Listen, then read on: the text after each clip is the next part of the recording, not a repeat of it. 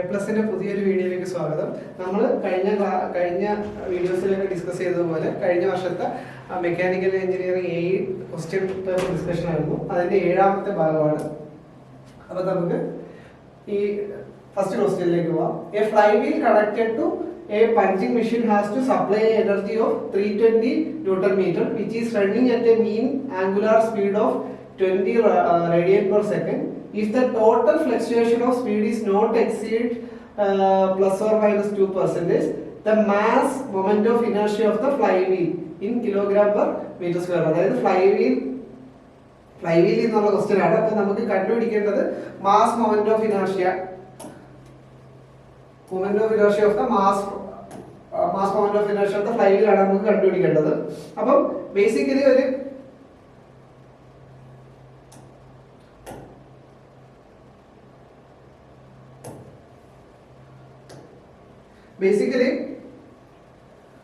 ഒരു fly wheel എപ്പോഴാണ് നമ്മൾ യൂസ് ചെയ്യുന്നത്? ഒരു സ്പീഡ് ഫ്ലക്ച്വേഷൻസ് ഉണ്ടാവാതിരിക്കാൻ വേണ്ടിയിട്ട്, ഒരു സൈക്കിളിനകത്ത് തന്നെ സ്പീഡ് ഫ്ലക്ച്വേഷൻസ് ഉണ്ടാവാതിരിക്കാൻ വേണ്ടിയിട്ടാണ് നമ്മൾ ഫ്ലൈ വീൽ യൂസ് ചെയ്യുന്നത്. അപ്പം ഫ്ലൈ വീൽ യൂസ് ചെയ്യുമ്പോഴത്തേക്കും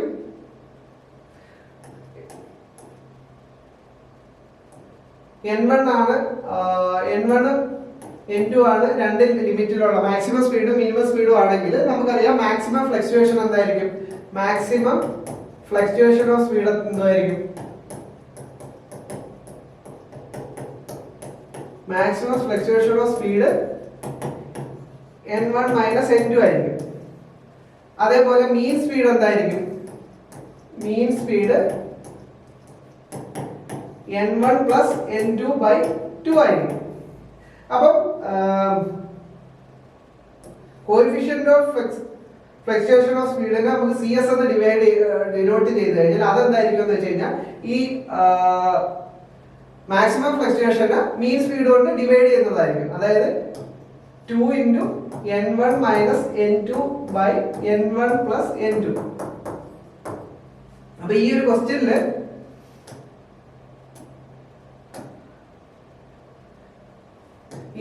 അവർ പറയുന്നത് എന്താണെന്ന് വെച്ച് കഴിഞ്ഞാല് ടോട്ടൽ ഫ്ലക്ച്വേഷൻ ഒരിക്കലും 2% കൂടുതൽ കൂടാൻ പാടില്ല. അതിനർത്ഥം എന്ന് വെച്ച് കഴിഞ്ഞാല് ഇപ്പൊ മീൻ സ്പീഡ് 100 ആണെന്ന് എടുത്തു കഴിഞ്ഞാൽ 100 ആണെന്ന് മീൻ സ്പീഡ് എടുത്തു കഴിഞ്ഞാൽ 98 വരെയോ 102 വരെയോ മാക്സിമം സ്പീഡും മിനിമം സ്പീഡും ആവാറുള്ളൂ. അതിൽ കൂടുതൽ ഒരു വേരിയേഷൻ ഉണ്ടാവാൻ പാടില്ല. അതിനർത്ഥം എന്ന് വെച്ച് കഴിഞ്ഞാൽ നമ്മുടെ കേസിൽ CS equal two plus or minus 2% എന്ന് വെച്ച് കഴിഞ്ഞാൽ CS-ന്റെ വാല്യൂ എന്തായിരിക്കും? 0.04 ആയിരിക്കും. അതായത് 100 ൽ 2 കുറയാം, 100 ൽ 2 കൂടാം. അപ്പൊ നമുക്ക് CS എത്രയാണെന്ന് മനസ്സിലായി. ഇനിയിപ്പോ അവര് ചോദിച്ചേക്കുന്നത് എന്താണെന്ന് വെച്ച് കഴിഞ്ഞാല് ക്വസ്റ്റ്യനിൽ ഓൾറെഡി പറഞ്ഞിട്ടുണ്ട് മീൻ ആംഗുലാർ സ്പീഡ് 20 ആണെന്ന് പറഞ്ഞിട്ടുണ്ട്. അതേപോലെ തന്നെ ഫ്ലൈ വീലിന് എത്രയാണ് എനർജി സപ്ലൈ ചെയ്യേണ്ടത്? 320 ന്യൂട്ടൺ മീറ്റർ. ഈ 320 ന്യൂട്ടൺ മീറ്റർ എന്ന് വെച്ച് കഴിഞ്ഞാൽ മാക്സിമം എനർജിന്റെ മിനിമം എനർജിന്റെ ഡിഫറൻസ് ആണ്. അപ്പൊ ആ ഒരു എനർജി ഡിഫറൻസ്, ആ ഒരു എനർജി ഗ്യാപ്പാണ് ഇവർക്ക് സപ്ലൈ ചെയ്യേണ്ടി വരുന്നത്. അപ്പൊ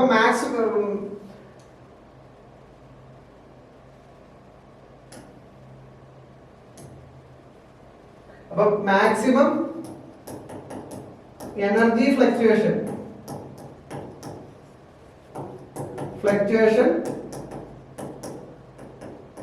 320 ന്യൂട്ടൺ മീറ്റർ ആണ് തന്നിട്ടുണ്ട്. അപ്പം ഇതിന്റെ തന്നെ മാക്സിമം എനർജി ഫ്ലക്ച്വേഷൻ ഇക്വേഷൻ നമുക്കറിയാം. I omega mean square into CS ആണെന്ന് അറിയാം.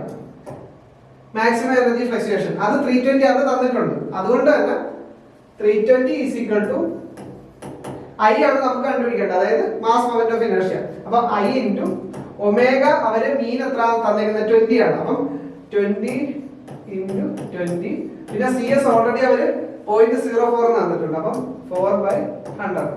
അപ്പൊ ഇത് കാൽക്കുലേറ്റ് ചെയ്യുമ്പോൾ എത്ര കിട്ടും? ഇത് ക്യാൻസൽ ആയി.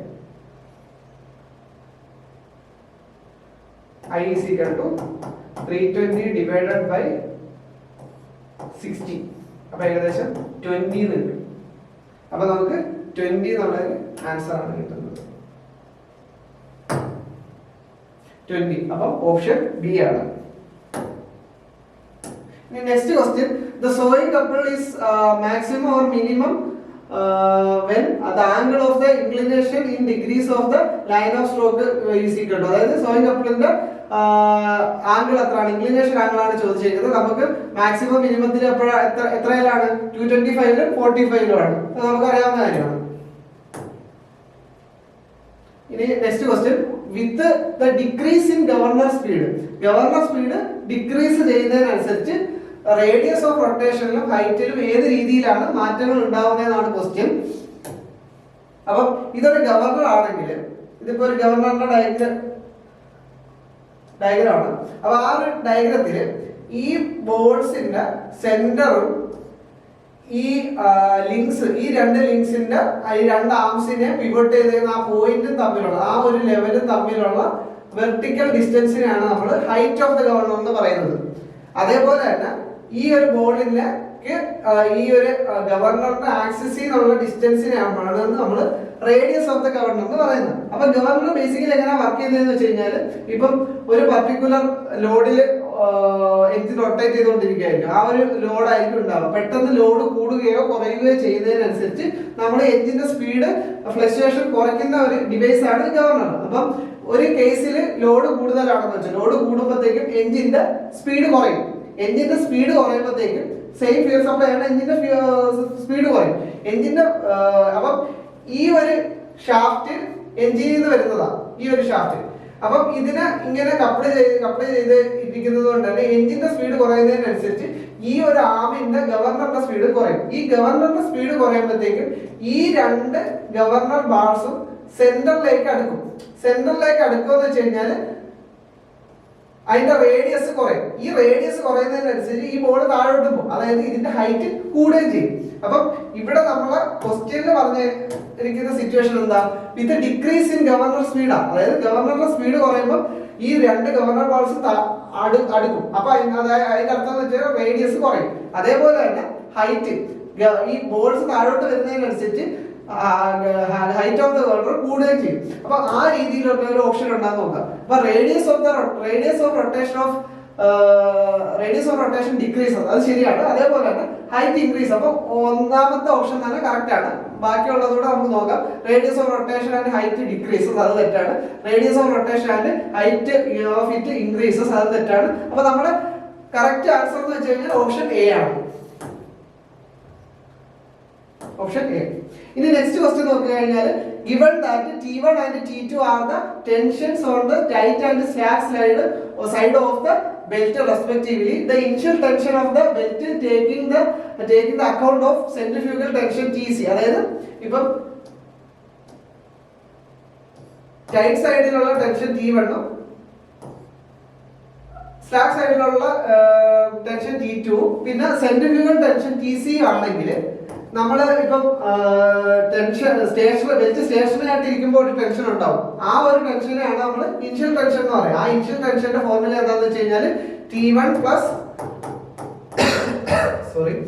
T2 plus 2C1 divided by 2 ആയിരിക്കും. അപ്പൊ ഇതില് ഓപ്ഷൻ ബി ആണ് കറക്റ്റ്. അടുത്ത നമ്മുടെ കാസ്റ്റിംഗ് എന്നുള്ള ക്വസ്റ്റ്യൻ ആണ്. In sand casting process, when the mold consists of more than 2 pieces, the additional parts are called.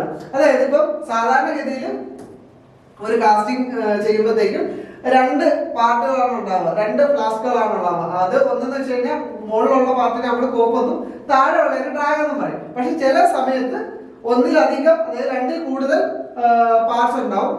അതിൽ ആ ഒരു അഡീഷണൽ പാർട്സിനെ പറയുന്ന പേരെന്താണെന്ന് ആണ് നമ്മുടെ ക്വസ്റ്റ്യനിൽ ചോദിച്ചേക്കുന്നത്. അപ്പൊ അഡീഷണൽ പാർട്സിനെ പറയുന്ന പേര് ചീക്ക് എന്നായിരിക്കും. അതായത് കോപ്പ് ഡ്രാഗ് പിന്നെ അഡീഷണൽ ആയിട്ട് വരുന്ന ചീക്ക്. അപ്പൊ ചീക്കാണ് ഇവിടെ ആൻസർ ആയിട്ട് വരുന്നത്. ഇനി cores are employed in casting. എന്തിനാണ് നമ്മൾ കോർസ് കാസ്റ്റിംഗിൽ കൊടുക്കുന്നതെന്ന്, അതായത് നമുക്കിപ്പോ എന്തെങ്കിലും ഒരു ഹോളോ പാർട്ട് കാസ്റ്റിംഗിൽ കൊടുക്കാൻ വേണ്ടിയിട്ട്, അതായത് എന്തെങ്കിലും ഹോള് അല്ലെങ്കിൽ എന്തെങ്കിലും റിസസ് മേക്ക് ചെയ്യാൻ വേണ്ടിയിട്ടാണ് നമ്മൾ കോഴ്സ് കൊടുക്കുന്നത്. അപ്പം ഈ ഒരു ക്വസ്റ്റ്യന്റെ ആൻസർ എന്ന് വെച്ച് കഴിഞ്ഞാൽ ഓപ്ഷൻ എ ആണ്. Make decide recess in casting. അതായത് എന്തെങ്കിലും ഹോൾസോ അങ്ങനെ അതുമായിട്ട് റിലേറ്റ് ചെയ്തിട്ടുള്ള ഒരു ഷേപ്പ് കൊടുക്കാൻ വേണ്ടിയിട്ടാണ് നമ്മൾ കോഴ്സ് യൂസ് ചെയ്യുന്നത്. ഇനി 77ാമത്തെ question, which one of the following is the strongest among the following brazing joints. അപ്പൊ ഏത് ബ്രേസിംഗ് ജോയിന്റ്സിലെ ഏറ്റവും സ്ട്രോങ്സ്റ്റ് ആയിട്ടുള്ള ഏതാണെന്ന് ചോദിച്ചിരിക്കുന്നത്. ഇൻക്ലൈൻഡ് ജോയിന്റ് കൊടുത്തിട്ടുണ്ട്, ലാപ്പ് ജോയിന്റ് കൊടുത്തിട്ടുണ്ട്, ബട്ട് ജോയിന്റ് കൊടുത്തിട്ടുണ്ട്, വി ബട്ട് ജോയിന്റ് കൊടുത്തിട്ടുണ്ട്. ആക്ച്വലി ഇതിൽ ഏറ്റവും കൂടുതൽ ഏരിയ ജോയിന്റിന്റെ ഏരിയ വരുന്നതെന്ന് വെച്ച് കഴിഞ്ഞാൽ ലാപ്പ് ജോയിന്റ് ആണ്. ബട്ടിലൊക്കെ എന്ന് വെച്ച് കഴിഞ്ഞാൽ കുറച്ച് ചെറിയ ഏരിയയിൽ മാത്രമാണ് കോണ്ടാക്ട് വരുന്നത്. അതുകൊണ്ട് തന്നെ ഏറ്റവും സ്ട്രെങ്ത് കൂടിയത് ലാപ്പ് ജോയിന്റ് ആയിരിക്കും. ഇനി 78th question, seam welding is seam welding. അപ്പൊ അതായത് നമ്മുടെ റെസിസ്റ്റൻസ് വെൽഡിംഗ് എന്നുള്ള ഒരു ക്വസ്റ്റ്യൻ ആണ്. അപ്പം സീം വെൽഡിംഗ് എന്താണെന്നാണ് ചോദിക്കുന്നത്. Basically mainly 4 type of welding ഉണ്ട്. ഫസ്റ്റ് എന്ന് വെച്ച് കഴിഞ്ഞാൽ സ്പോട്ട് വെൽഡിംഗ്. സ്പോട്ട് വെൽഡിംഗ് എന്ന് വെച്ച് കഴിഞ്ഞാൽ നമുക്ക് അറിയാവുന്നതുപോലെ നമ്മുടെ വർക്ക് പീസസ് ഇത് ചെയ്തതിന് ശേഷം ചെറിയ രീതിയിൽ പ്രഷർ ഇലക്ട്രോഡ് വെച്ച് അപ്ലൈ ചെയ്തതിന് ശേഷം ഒരു പോയിന്റിൽ മാത്രം, ഒരു പർട്ടിക്കുലർ പോയിന്റിൽ മാത്രം വെൽഡ് ചെയ്യുന്നത്. അതായത് അവിടെ ഒരു ഇലക്ട്രിക്കൽ കറണ്ട് കടന്നു പോകുമ്പോഴത്തേക്ക് അവിടെ റെസിസ്റ്റൻസ് ഉണ്ടായി, അവിടെ ഹീറ്റ് ഉണ്ടായി, ആ ഒരു രീതിയിൽ ഫ്യൂസ് ആവുന്ന രീതിയിൽ ഒരു ചെറിയ പോയിന്റിൽ മാത്രം വെൽഡിങ് നടക്കുന്നതിനാണ് നമ്മൾ സ്പോട്ട് വെൽഡിംഗ് എന്ന് പറയുന്നത്. നേരെ മറിച്ച് സീം വെൽഡിംഗ് എന്ന് പറയുമ്പോഴത്തേക്ക് ഇലക്ട്രോഡ്സ് 2 റോളർ ആയിരിക്കും. ആ റോളർ ഇങ്ങനെ റൊട്ടേറ്റ് ചെയ്തുകൊണ്ടിരിക്കും. അതായത് 2 വർക്ക് പീസിന്റെ വെൽഡിംഗ് പ്ലേസിന്റെ മുകളിലൂടെ ഇത് 2 രീതിയിലും മൂവ് ചെയ്യുന്നതിനനുസരിച്ച് ഓരോ പോയിന്റിലും ഇൻഡിവിജ്വൽ പോയിന്റ് കണ്ടിന്യൂസ്ലി ഇതിങ്ങനെ വെൽഡ് ചെയ്ത് പോയിക്കൊണ്ടിരിക്കും. അതിനർത്ഥം എന്ന് വെച്ച് കഴിഞ്ഞാൽ ഇവിടെ ഒരു ഇൻഡിവിജ്വൽ പോയിന്റിൽ വെൽഡ് ചെയ്തതിന് പകരം ഇവിടെ ഇൻഡിവിജ്വലി ഇഷ്ടംപോലെ പോയിന്റിൽ വെൽഡ് ചെയ്ത് പോകുന്നു. അതായത് ഒരു കണ്ടിന്യൂസ് ആയിട്ടുള്ള സ്പോട്ട് വെൽഡിംഗ് ടെക്നിക്കാണ് സീം വെൽഡിംഗ് എന്ന് നമുക്ക് പറയാം. ഇനി ഇപ്പൊ അടുത്തെന്ന് വെച്ച് കഴിഞ്ഞാൽ പ്രൊജക്ഷൻ. അതായത് ഇപ്പൊ